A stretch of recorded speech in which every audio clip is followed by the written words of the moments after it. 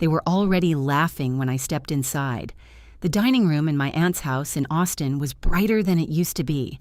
Someone had replaced the heavy curtains with thin white panels that let the evening light pour in without mercy. The chandelier above the table reflected against polished glass and silverware. Every surface seemed exposed. My uncle stood near the fireplace, holding an old framed photograph he had taken off the wall. "Who's that, nobody in a uniform?" he said, squinting at it as if the glass might correct him. "Some forgotten hero." A few cousins leaned closer. Someone laughed too quickly. Someone else said, "Probably one of those guys who never made it past training." I remained near the doorway. I have learned to pause before entering rooms like this, to listen first, to measure the temperature before I move. The photograph was black and white, desert fatigues, chin lifted, eyes steady, the kind of seriousness that comes from knowing someone is watching through a lens and deciding not to perform. 20 years ago, me. But they did not know that. After Afghanistan, I came back to Austin quietly. No ceremony, no banner at the airport. I rented a small duplex on the south side and worked contract security while finishing my degree at night. I kept my head down. I kept my records organized in a locked metal box beneath my bed. To my family, I had simply left, and then come back different. Different meant quieter, more deliberate, less willing to answer questions that were not asked with respect. Ryan laughed from across the room. He leaned against the wall where my grandmother once kept a narrow oak cabinet full of family documents. "Bet he thought he was important," he said, tipping his glass toward the frame. "They all do." My father, Michael, stood near the head of the table, back straight, hands folded behind him. He did not laugh. He did not correct anyone either. The portrait had belonged to my grandmother. It used to hang in her hallway between the kitchen and the stairs. She dusted it herself every Sunday. After she passed, the house became a conversation, then a discussion, then a quiet decision, then Ryan's. "I already have somewhere to live," my father had said at the time. Calm, practical. "She's doing fine." The power of attorney I signed before deployment allowed him to handle my affairs. "Just in case," he told me, "if paperwork needs attention while you're overseas." I trusted documentation more than emotion. I read the form twice. I signed. The house transferred 6 months later. I found out from a neighbor who mentioned it casually while we were both checking mail. "Ryan's been renovating," she said. "Your dad handled it." I did not confront anyone then. I requested copies. I reviewed dates. I read every clause line by line. The authority I granted was conditional, limited. It did not include discretionary property transfer without explicit consent. The sale had closed anyway. Now everyone stood inside that same house, holding wine glasses and small plates of catered food, laughing at a photograph of me as if I were a stranger who had failed at something. I stepped further into the room without announcing myself. The hardwood floor beneath my shoes still creaked near the third plank from the entrance. I remembered that from childhood. I avoided it instinctively. Humiliation is rarely loud. It spreads slowly. It fills the air between people who assume you will not respond. My uncle tilted the frame toward the room. "Look at that face. So serious. Like he expected a medal," a cousin said, "or sympathy." My father finally spoke. "Put it back," he said. Mildly. He did not say why. I watched the angle of his jaw, the slight tightening near his eyes. He knew. Of course he knew. He had taken that photo himself before I deployed. He had stood in the driveway pretending not to worry, but he said nothing now. Ethan's small hand slipped into mine. He had been quiet all evening studying the house. He liked the staircase. He had asked me earlier if I used to run down it as a girl. "No," I told him. "I walked." He nodded as if that detail mattered. Across the room, Ryan swirled his drink and stepped closer to the portrait. "Well, whoever he is," he said, "he's not around now." I remained still. I was around, but I did not correct him. Instead, I let my eyes move across the room. The crown molding my grandfather installed himself. The faint crack in the ceiling near the window that no one ever fixed. The mantelpiece that had once held my grandmother's brass clock before it was replaced with a minimalist sculpture Ryan probably ordered online. I cataloged everything without appearing to look at anything. I remembered the transfer date, the notary's name, the fact that the property valuation had been adjusted downward before sale, the clause that limited my father's authority to maintenance and tax payments during active deployment, not liquidation. I remembered the attorney's quiet voice on the phone 2 months ago. "There are irregularities," he said, "but timing will matter." Timing always matters. My uncle set the portrait back on the mantel, slightly crooked. "Still," he said, stepping away, "some people just disappear and expect to be remembered." My father's gaze moved across the room and landed on me for the first time that evening. He did not look surprised. He looked cautious. "Glad you made it," he said. The tone was neutral, public. "I was invited," I replied. Ryan glanced over his shoulder. His smile thinned. "We weren't sure you'd come," he said. "You've been busy." "Yes," I said. "I have."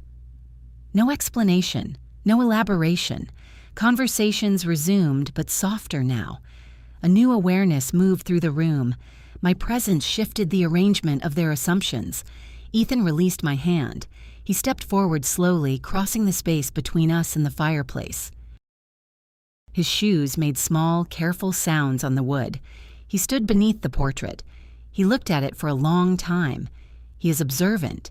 He notices proportions, details others ignore. Then he looked back at me. His eyes were steady, measuring. He raised his hand to his forehead in a small, precise salute, the way I taught him when we played army in our living room.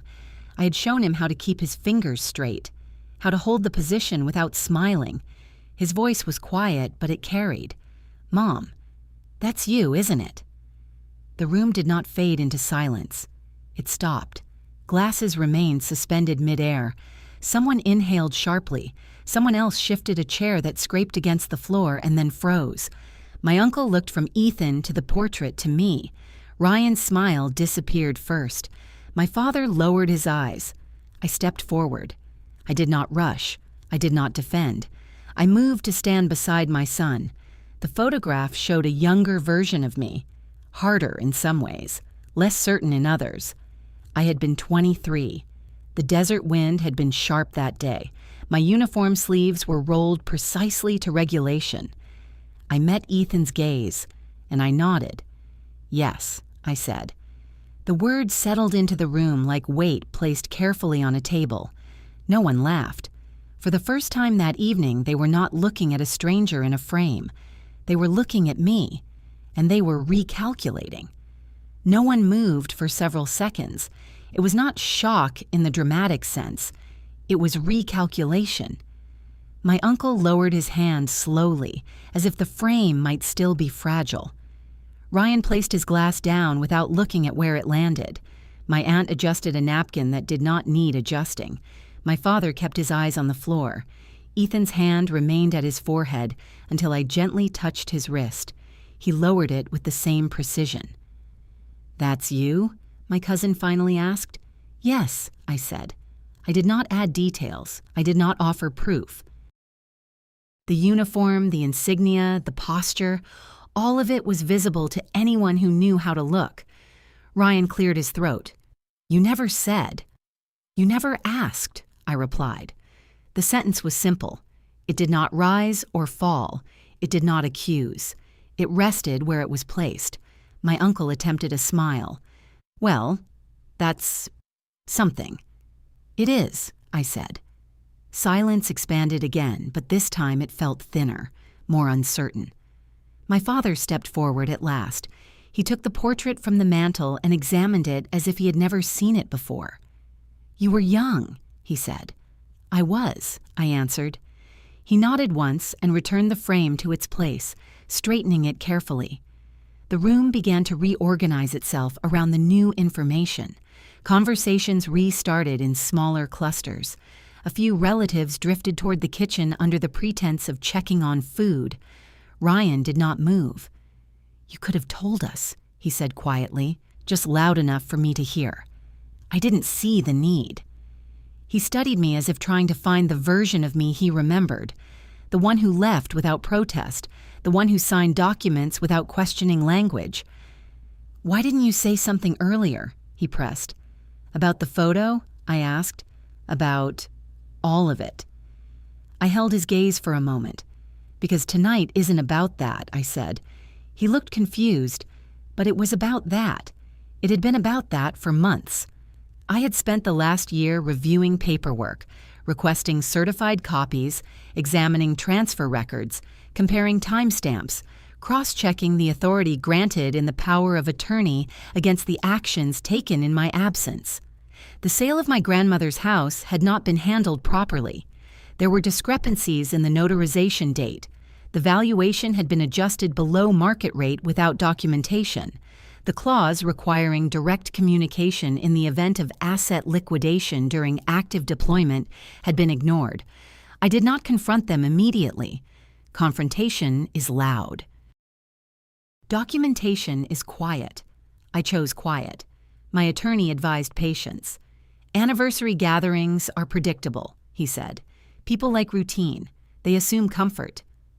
Tonight marked 1 year since my grandmother's passing. The entire family had gathered in the house that no longer legally belonged to Ryan, though he did not know that yet. I felt Ethan move closer to my side again. "Are you okay?" he asked softly. "Yes," I said, and I was. Humiliation loses its power once named, but truth gains power once timed. Across the room, my father approached me again, his voice lowered. "You should have said something," he murmured. "About the house?" I asked. His eyes flicked up sharply. "This isn't the place," he said. "No," I agreed. "It isn't." He looked at me more closely now, not as a daughter, not as an inconvenience, as someone calculating. "You've been talking to someone," he said. "Yes." A pause. "Who?" "My attorney." The words settled heavily between us. Ryan turned slightly at the mention, though he pretended not to listen. My father's jaw tightened. "That wasn't necessary." "It was," I said. Ethan squeezed my hand again, sensing the shift though not understanding the details. My aunt called from the kitchen, announcing dessert. The room responded with forced enthusiasm. Ryan stepped closer. "What exactly are you implying?" he asked. "I'm not implying anything," I said. "I'm stating facts." "And those are?" "That the transfer of this property violated the scope of authority granted in the power of attorney I signed before deployment." The words were clinical, measured. He blinked. "That's ridiculous," he said. "It isn't." My father intervened. "This was discussed," he said firmly. "It was decided," I corrected, "not discussed." The air in the room shifted again. Conversations faltered. I did not raise my voice. I did not gesture. "I requested the certified copy of the notarized document," I continued. "The signature timestamp does not match the date of the transfer authorization. The valuation adjustment lacks supporting documentation, and the clause requiring direct consent in the event of permanent asset disposition during active service was ignored." Ryan's face lost color. My father's expression hardened. "You're making this public?" he asked quietly. "No," I said. "I'm making it accurate." The distinction mattered. Ethan looked up at me, confused but steady. My uncle approached cautiously. "Now wait a minute." "I waited," I said. Not sharply, not defensively, just truth. "For a year," I added. Ryan stepped back as if the floor had shifted beneath him. "This is my house," he said. "Legally," I replied, "it is not." Silence followed. No one laughed this time. My father inhaled slowly. "What do you want?" he asked. "Compliance," I said. "With what?" "With the corrective filing already submitted." Ryan's head snapped toward me. "What filing?" The motion to invalidate the transfer based on misuse of power of attorney and breach of fiduciary duty. The words were not dramatic. They were procedural. My attorney had advised timing carefully. Once filed, he said, it becomes a matter of record, but public acknowledgement can influence settlement posture. Tonight was not about humiliation. It was about clarity. You filed something? My father asked. Yes. When? 3 weeks ago. Ryan's breathing changed. And you didn't tell us? I wasn't required to. The room felt smaller now, the walls closer. My aunt placed a tray down too hard in the kitchen. The sound echoed. My father straightened his shoulders. This is unnecessary, he said. We can handle this privately. We had that option, I replied. Last year. Ryan looked at the portrait again. You planned this, he said. No, I answered. I prepared. There is a difference. Ethan tugged gently at my sleeve. Are we leaving? He whispered. Soon, I said. My father's voice softened unexpectedly. Why are you doing this? I met his eyes. Because documentation matters, I said, and because you assumed I wouldn't read it. No one responded. Outside, the evening light shifted toward dusk. Shadows lengthened across the hardwood floor my grandfather once polished himself. This house had always been quiet. It would be quiet again, but not the same. No one argued after that, not immediately. The room held itself together out of habit. Plates were carried to the table. Dessert was served. Forks touched porcelain with careful restraint. But conversation no longer flowed. It moved in fragments detached from meaning. Ryan did not sit. He stood near the fireplace as if proximity might anchor his claim. You filed a motion, he repeated, as though the phrase might change shape if he said it enough times. Yes. And you think a court will just, what? Hand it back? I met his eyes. I don't think, I said. I verify. My father exhaled through his nose. You're overreacting. No. He watched me carefully, searching for emotion he could dismiss. He did not find it. I reached into my bag and removed a thin envelope, cream-colored, unremarkable. I didn't come to argue, I said. I came to inform. Ryan's fingers tightened around the back of the chair. That's not necessary, my father said quickly. It already is. I placed the envelope on the dining table between us.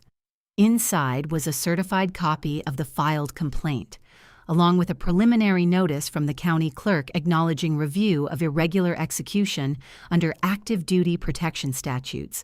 The law had not changed while I was deployed. It had simply waited. Ryan didn't touch the envelope. My uncle shifted uneasily. Maybe we should all calm down. I am calm, I said. That was the problem. My father finally reached for the envelope. His hands were steady, but slower than usual. He removed the documents and read the first page. His expression changed, not dramatically, but definitively. This references federal service protections, he said. Yes. You're invoking that? Yes. Under the Service Members Civil Relief Act, transactions conducted without proper notice or consent during active service could be challenged. I had been in Afghanistan when the transfer was finalized. The timestamp on the notary record placed execution during my deployment. The acknowledgement signature attributed to me did not match any document I had signed. Ryan's voice cracked slightly. Are you saying Dad forged something? I am saying, I replied evenly, that the documentation does not withstand scrutiny.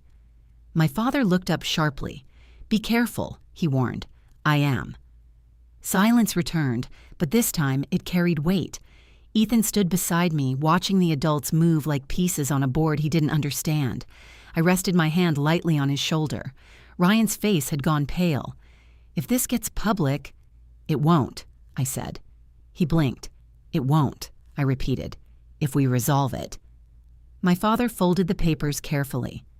What resolution do you expect? He asked. The transfer will be reversed, I said. Title will be restored, Any renovations documented. We will discuss compensation for documented improvements. Nothing more." Ryan laughed once, hollow. "You think you can just walk back in and take it?" "I think the property was never legally yours." The distinction mattered. My aunt sat down slowly as if her knees no longer trusted the floor. "This is family," she whispered. "Yes," I said, "which is why I waited." My father studied me in a way he never had before, not as a daughter who disappointed him, not as someone who left, as someone who prepared. "You plan to do this tonight," he said. "No," I replied. "I plan to speak once." There is power in speaking once, not loudly, not repeatedly, once. Ryan finally sat down. The chair creaked beneath him. "What if we refuse?" he asked. I met his gaze without hostility. "Then the court proceeds." "And you'd do that?" my father pressed. "Yes." No anger, no raised voice, just fact. The room absorbed it slowly. I watched recognition form, not of my service, not of the portrait, but of the shift in control. They had assumed silence meant absence. It had meant observation. Ethan looked up at me again. "Are we going home?" he asked. "Yes," I said. I turned back to my father. "You'll hear from counsel within the week," I said. "I prefer resolution." "And if we don't agree," Ryan muttered, "then it becomes record." My father closed his eyes briefly. Calculation moved behind them. Public record meant affidavits, testimony, examination of signatures, review of notary conduct, possible scrutiny beyond this family room. Reputation mattered to him, more than property. He opened his eyes. "We'll review it," he said quietly. "That's sufficient," I replied. I gathered my bag. No one tried to stop me. No one laughed. As I stepped toward the door, I paused near the fireplace. The portrait hung straight now. I adjusted it by a fraction of an inch anyway. Ethan followed me down the hallway. The hardwood creaked under the third plank near the entrance. I stepped over it without looking. Outside, the evening air had cooled. We walked to the car in silence. Once inside, Ethan turned toward me. "Did they know before?" he asked. "No," I said. "Are you mad?" "No." He studied my face. "Are you sad?" I considered that. "No," I said finally. "What are you?" "Certain." He nodded as if that answer made sense. I started the engine. In the rearview mirror, the house stood still, lights glowing behind drawn curtains, familiar, contained. 3 days later, my attorney called. "They've agreed to settlement," he said. No courtroom, no spectacle. Title restoration filed quietly. Ryan vacated within 30 days. There were no public apologies. There were no confrontations. Just paperwork correcting paperwork. On the day the deed transferred back into my name, I stood alone in the empty living room. Dust moved in the afternoon light. The house felt smaller than memory. I walked from room to room slowly, not to reclaim it, to understand it. Ethan ran up the staircase and back down again. "This is ours?" he asked. "It is," I said. But ownership did not feel triumphant. It felt balanced. My father did not call. Ryan did not visit. Distance formed without announcement. Some boundaries do not require discussion. They require enforcement.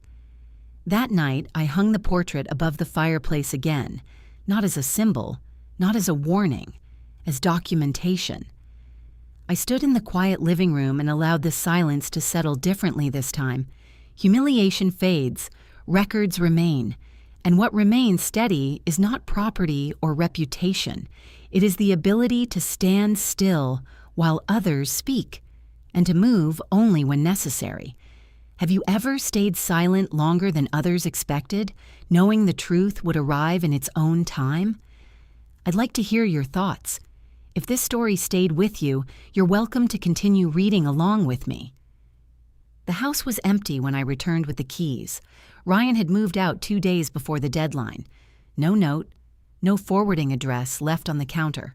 Only the faint smell of fresh paint in the hallway and the absence of furniture that had never quite belonged.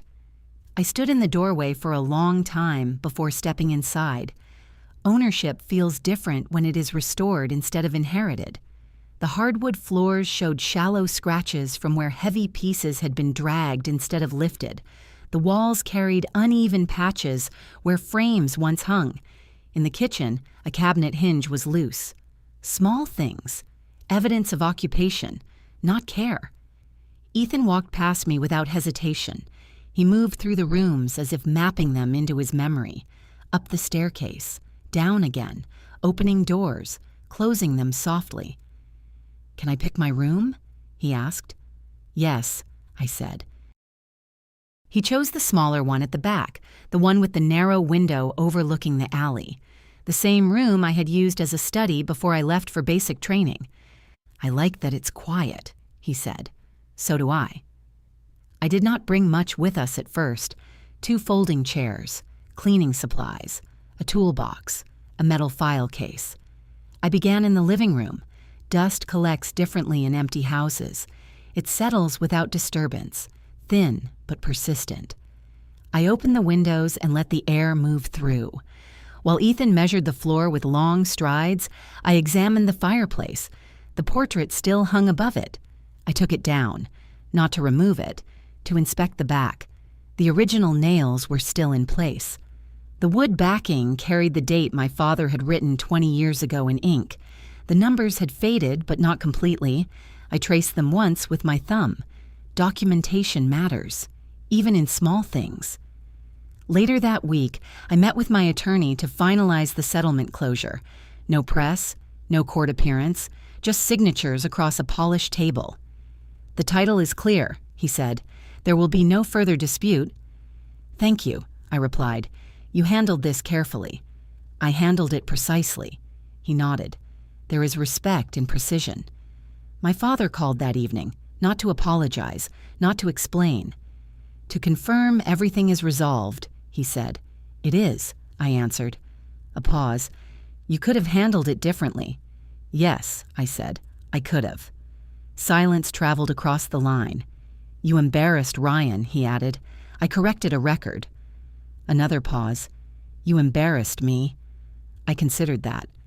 "I spoke once," I said, in response. He did not argue. "We'll give you space," he said finally. "That would be appropriate." The call ended without goodbye. Distance is sometimes the cleanest boundary. Over the next month, Ethan and I repaired the house methodically. We replaced hinges, sanded the shallow scratches from the floor, repainted the hallway in a neutral tone that did not try to impress anyone. I found my grandmother's old brass clock in a box in the attic, wrapped in newspaper dated 3 years ago. I cleaned it. I placed it back on the mantel. The sound of its ticking filled the evenings with steady rhythm. Ethan sat at the dining table one afternoon while I reviewed property tax adjustments. "Why didn't you yell at them?" he asked suddenly. "Yelling is temporary," I said. "And this is permanent."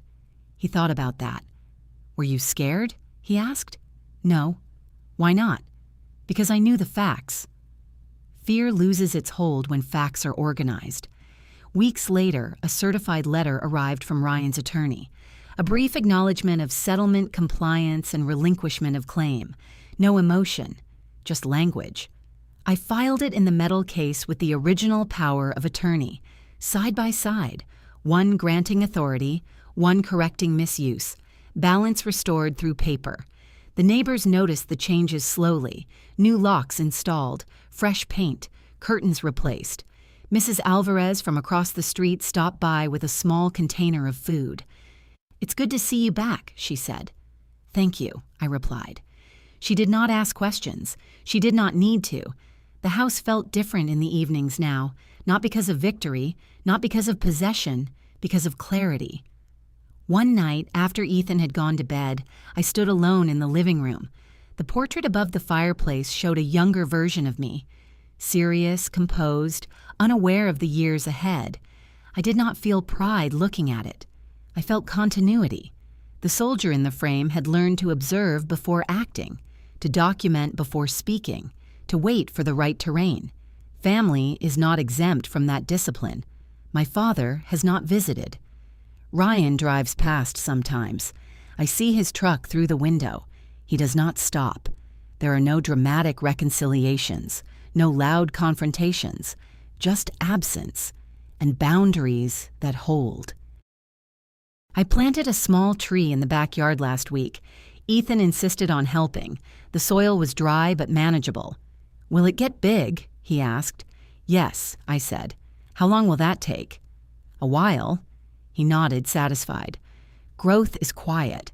So is correction. What matters is not how loudly truth arrives, but whether it remains standing once it does. Have you ever chosen restraint over reaction, knowing patience would carry more weight than anger? I wonder how many stories unfold that way, quietly, without applause. If this one felt familiar to you, you can stay a little longer and reflect with me.